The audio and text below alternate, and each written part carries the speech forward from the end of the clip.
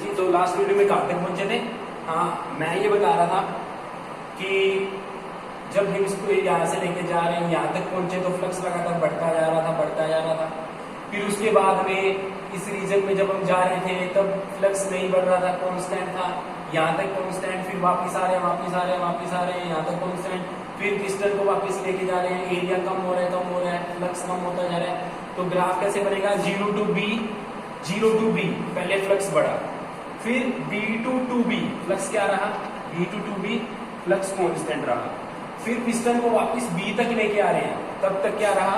Flux constant रहा। उसके बाद में पिस्टन को वापस ओरिजिन की तरफ लेके आ रहे हैं, अब फ्लक्स घटता जब पिस्टन यहाँ पे पहुंचेगा तो वापस 0 हो जाएगा। तो ये क्या हो जाएगा? वापस 0। ठीक है, तो इधर हमने ये डिस्टेंस ले रखी है, इधर हमने फ्लक्स ले रखा है। तो फ्लक्स का और इसका ऐसा ग्राफ बना, फ्लक्स का और इसका ऐसा ग्राफ बन गया। ठीक है, वापस 0 पे पहुंच गया। ठीक है, तो ये हमारा ग्राफ नंबर 1 हो गया। आप इसको 3B 4B भी लिख सकते हो, कोई चक्कर नहीं है। B0 भी ओरिजिन भी लिख सकते हो, तो भी कोई दिक्कत वाली बात नहीं है। तो ये तो होगी फर्स्ट टर्म। अब सेकंड पे आ रहा हूँ, इंड्यूस EMF। तो ये ग्राफ आई होप आपने बना लिया होगा, पॉज करके बना लो नहीं तो। अब सेकंड एक्सप्रेशन पे आ रही है, इंड्यूस EMF का एक्सप्रेशन निकालना है। अरे इसका फॉर्मूला तो हमको आता ही है, ये तो हम कभी भूल ही नहीं सकते, -d∅dt। अरे फाई की वैल्यू तो है हमारे पास, रख दो यहाँ पे, रख दोगे तो क्या आएगा? B और L तो कांस्टेंट है, इसको बाहर निकाल दिया, माइनस साइन तो है ही, dx/dt ये क्या होता है? v, तो ये बन जाएगा -BLV। ये किस रीजन के लिए? जब x की वैल्यू क्या हो, इसके लिए, क्योंकि ये वाला एक्सप्रेशन रखें, ये पहला एक्सप्रेशन आ गया। और सेकंड के लिए जब रखोगे तो क्या आएगा? E = -dϕ/dt। इसमें b भी कांस्टेंट, L भी कांस्टेंट, B भी कांस्टेंट, फ्लक्स कांस्टेंट था इस रीजन के लिए। इस रीजन के लिए फ्लक्स कांस्टेंट था, हमने पढ़ा हुआ है। फ्लक्स कांस्टेंट, तो कांस्टेंट का डिफरेंशिएशन 0, तो E की वैल्यू क्या आएगी? 0। तो ये इंड्यूस EMF का एक्सप्रेशन आ गया। ठीक है, अब क्या करना है? इसको ग्राफ पे प्लॉट करना है, तो भाई साहब कर लेते हैं ग्राफ पे प्लॉट। तो क्या दिक्कत है? कोई प्रॉब्लम वाली बात नहीं है, कोई प्रॉब्लम वाली बात नहीं है। वही जो हमने इस पे अभी तक किया है उसी को देखेंगे और ग्राफ बना लेंगे।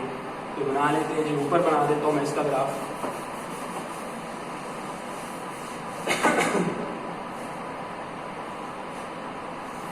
ठीक है, इधर इंड्यूस EMF, इधर अपनी है जी डिस्टेंस, इधर अपनी क्या है?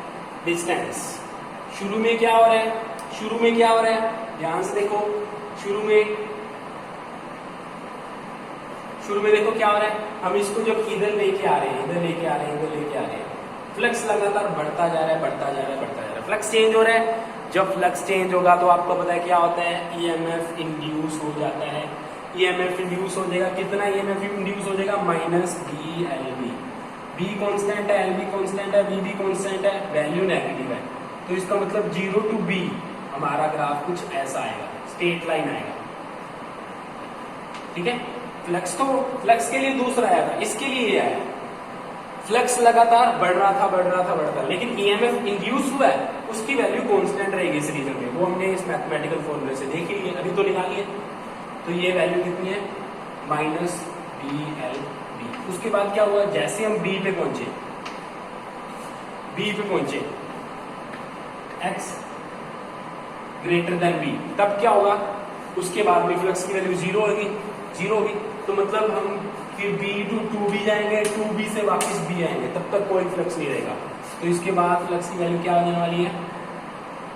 2B और B, वापस यहाँ तक क्या रहेगी? 0 ही रहेगी। उसके बाद क्या होगा? उसके बाद हम इस पिस्टन को ऐसे लेके आएंगे। अब देखो, पहले पिस्टन को हम ऐसे लेके गए यहाँ तक, फिर यहाँ तक, अब वापिस आए। अब इसको मैं इधर लेके जा रहा हूँ, वेलोसिटी पहले से अपोजिट है, अब इसको अंदर लेके आ रहा हूँ, ठीक है। ये फॉर्मूला है, यहाँ पे B की वैल्यू नेगेटिव रखेंगे तो नेगेटिव क्या हो जाएगा? पॉजिटिव। तो EMF की वैल्यू क्या होगी? अब पॉजिटिव। तो B to ओरिजिन वापस, फिर क्या आएगा हमें? ऐसे पॉजिटिव ईएमएफ, इसको डॉट डॉट डॉट से पॉजिटिव, ये क्या आएगा ग्राफ यहाँ पे डॉट 0 तक पॉजिटिव वैल्यू आएगी। तो ये हमारा ग्राफ बन गया किसके लिए, ये हमारा ग्राफ किसके लिए बन गया, इंड्यूस ईएमएफ के लिए। और देखो इसको सॉलिड लाइन ही बनाना, डॉटेड लाइन ही बनाना है। अगर सॉलिड लाइन बना दोगे तो बहुत सारी वैल्यूज हो जाती है इसकी, ये मैथमेटिक्स में आपने देखा होगा, ठीक है। तो डॉट डॉट डॉट से बनाना, इसका कुछ अलग मतलब है। अगर पूरी सॉलिड लाइन बना देता हो तो उसका कुछ अलग मतलब होता है। उसका मतलब होता है इनफाइनाइट मैनी वैल्यूज की, ये वैल्यू भी पॉसिबल है, ये सारी वैल्यूज पॉसिबल हो जाती है उस पॉइंट पे। वो मैथमेटिक्स की बात है, बस आप ये ध्यान रखें डॉट डॉट से रिप्रेजेंट करना है, पूरी सॉलिड लाइन नहीं बनानी है, ठीक है। अब चलते हैं थर्ड की तरफ, फोर्स। तब तक क्या करो, ये ग्राफ बना लो और नोट कर लो इनको। देखो अब फोर्स का फॉर्मूला निकालना है। फोर्स निकालना है, हमें ये पता है कि ये जो क्वेश्चन में हमको इसका रेसिस्टेंस गिवन है कि इसका रेसिस्टेंस R है, पूरे फ्रेम का रेसिस्टेंस ये कुछ भी नहीं है, बस इसी का रेसिस्टेंस R है। ईएमएफ इंड्यूस हो चुका है तो करंट भी इंड्यूस होगा, करंट निकाल लेंगे, करंट से फोर्स निकाल लेंगे, क्योंकि हमें पता फोर्स कितना लगता है। मैग्नेटिक फील्ड में अगर कोई कंडक्टर पड़ा तो कितना फोर्स लगता है, ILV। तो वही फॉर्मूला आप यहाँ पे लगाएंगे, उससे करंट निकाल लेंगे। अभी निकाल के दिखाता हूँ मैं, देखो अभी निकाल के दिखाता हूँ, उससे निकाल सकते हो, या फिर जो नॉर्मल एक्सप्रेशन होता है करंट का वोल्टेज अपॉन करंट, उससे भी निकाल सकते हो, वोल्टेज अपॉन रेसिस्टेंस है। तो अभी वो निकालते हैं।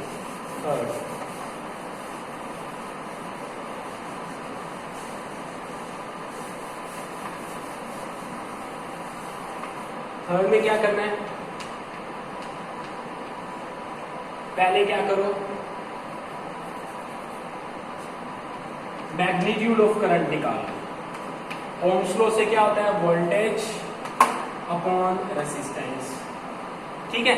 मैग्नीट्यूड निकाल रहा हूं, magnitude is always positive, direction negative positive है, अभी उससे लेना देना नहीं है। क्यों लेना देना नहीं है, क्योंकि फोर्स की डायरेक्शन हमको पहले से ही पता है, हमें सिर्फ मैग्नीट्यूड चाहिए। फोर्स की डायरेक्शन कैसे पता है अभी बताऊंगा मैं, ठीक है, थोड़ी देर को, पहले ये करते हैं।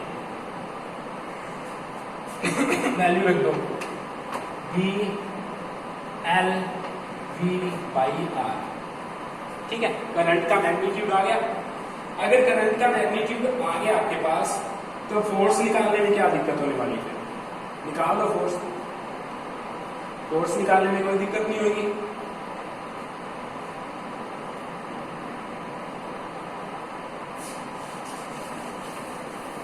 फोर्स का एक्सप्रेशन क्या होता है, I L V, ठीक है। वैल्यू रख दो B L V by R into L B, B into B, B square L into L, L square, B square L square B by R। This is the magnitude of force, expression of force आ गया, क्योंकि current का magnitude निकाला था, force का magnitude आपके पास आ गया B square L square B by R, ठीक है। B square L square B by R। ये किस रीजन के लिए है, ये इतने रीजन के लिए, जब पिस्टन को मैंने यहां से लेकर यहां तक लेके आया। जब यहां से यहां तक लेके जाएंगे तो क्या होगा, जब यहां से लेकर यहां तक जा रहे हैं, अपने यहां से लेकर यहां तक जा रहे हैं, तो इतने रीजन में तो कोई करंट इंड्यूस हुआ ही नहीं, कोई करंट इंड्यूस हुआ ही नहीं। क्यों नहीं हुआ, क्योंकि यहाँ पे हमने देखो लास्ट वाला जो आर्टिकल तो उसमें निकाला था, यहाँ जब इस रीजन में पिस्टन मूव करता है तो इंड्यूस ईएमएफ की वैल्यू 0 हो जाती है। इंड्यूस ईएमएफ की वैल्यू 0 तो करंट 0 तो फोर्स 0, ठीक है। तो ये किस रीजन के लिए हो गया, 2B। जब B से 2B के बीच पिस्टन होगा तब फोर्स 0 होगा, और जब पिस्टन क्या होगा 0 to B के बीच में होगा तब फोर्स की वैल्यू ये होगी। अब फोर्स की डायरेक्शन क्या होगी, देखो फोर्स की डायरेक्शन कैसी होगी, इस फोर्स ने क्या करना है, मोशन का अपोज करना है, क्योंकि इंड्यूस ईएमएफ के कारण लग रहा है। अब देखो जब इसको आप इधर मूव करवा रहे हो, रोड को आप इधर लेके जा रहे हो, पिस्टन को इधर लेके जा रहे हो, तो ये फोर्स किस तरफ लगेगा, इस तरफ। जब आप पिस्टन को पूरे ऐसे एक्सट्रीम तक लेके वापस लेके आओगे, यहाँ पहुंचोगे, फिर अब इधर लेके जाओगे, तब फोर्स किस तरफ लगेगा, इस तरफ लगेगा। मतलब फोर्स ने क्या करना है, मोशन का अपोज करना है। ठीक है, तो ये फोर्स इस पे लग रहा है। अब हमको तो मोशन को मेंटेन करना है ना, हमको मोशन को मेंटेन करना है। जब इसको हम इधर लेके जा रहे हैं तो इस पे फोर्स लग रहा है इस तरफ, इस तरफ। तो हमें फोर्स किस तरफ लगाना पड़ेगा, इस फोर्स को कैंसिल करने के लिए हमें फोर्स इसी तरफ लगाना पड़ेगा, और इतना ही फोर्स हमको लगाना पड़ेगा। तो हम जितना फोर्स लगा रहे हैं उसका ग्राफ हमें बनाना है। क्वेश्चन में ये बोला है कि ये जो पिस्टन है इसकी मोशन को यूनिफॉर्म बनाने के लिए, इसकी वेलोसिटी को यूनिफॉर्म बनाने के लिए आप कितना फोर्स लगाओगे उसका ग्राफ बनाओ। तो ग्राफ बना लेते हैं जी। अगर वेलोसिटी इस तरफ है तो हमारा फोर्स भी इसी तरफ है, जब वेलोसिटी नेगेटिव होगी तो हमारा फोर्स भी नेगेटिव होगा। बस यही चीज ध्यान में रखनी है, इसको आप ग्राफ में प्लॉट कर सकते हो। तो ये एक्सप्रेशन आपके पास है, इसको अब ग्राफ में कन्वर्ट करने वाला हूं मैं। देखो 5 मार्क्स में आया था ये क्वेश्चन, 2-3 बार आया हुआ है। सॉल्व एग्जाम्पल है, कॉन्सेप्ट क्लियर है तो कोई दिक्कत वाली बात नहीं है। बना दो जी, बना देते हैं। इधर फोर्स लेना है, इधर डिस्टेंस लेनी है। ठीक है, शुरू में 0 से स्टार्ट हुए, फोर्स लगा रहा हूं, लगा रहा हूं, लगा रहा हूं, लगा रहा हूं। कितना फोर्स लगा रहा हूं, इतना फोर्स लगा रहा हूं। V की वैल्यू कांस्टेंट है, L की वैल्यू कांस्टेंट है, V की वैल्यू कांस्टेंट है, रेजिस्टेंस R भी कांस्टेंट है, तो फोर्स की वैल्यू भी कांस्टेंट है। तो 0 to B फोर्स की वैल्यू क्या आएगी, कांस्टेंट। उसके बाद इस रीजन में आगे जहां पे मैग्नेटिक फील्ड है ही नहीं, कोई फोर्स यहाँ पे नहीं लगाना पड़ रहा, तो फिर 2B तक कोई फोर्स नहीं। यहां पहुंच गया, अब पिस्टन को वापस लेके आ रहे हैं, वापस B तक पहुंचे तब भी कोई फोर्स नहीं। अब पिस्टन को इधर लेके जा रहे हैं नेगेटिव डायरेक्शन में, तो फोर्स भी नेगेटिव डायरेक्शन में लगाना पड़ेगा। और फिर ग्राफ हमारा कैसे बनेगा, नेगेटिव में, ये। ठीक है,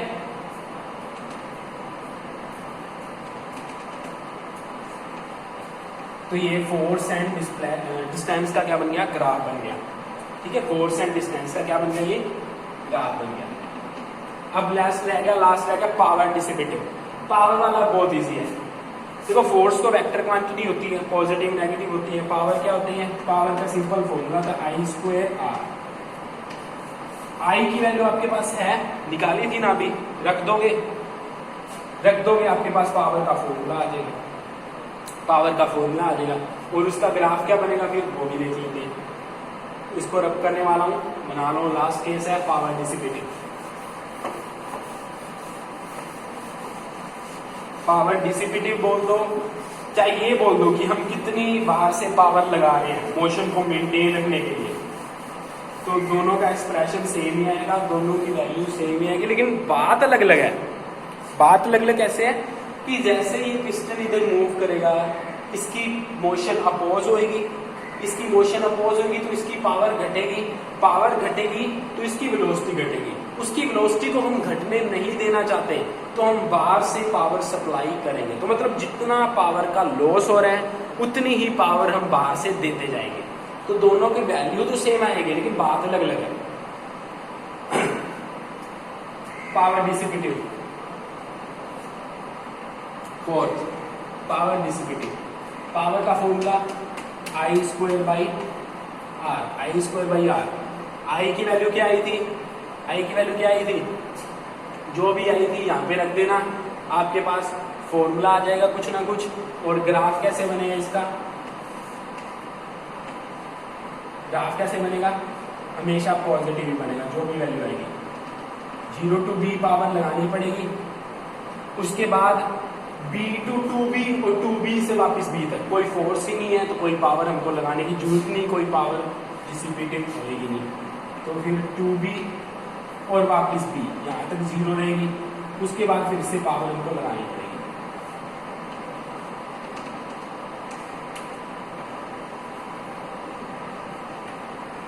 ठीक है, तो ये पावर का हमारा क्या बनेगा, पावर का फॉर्मूला आ जाएगा।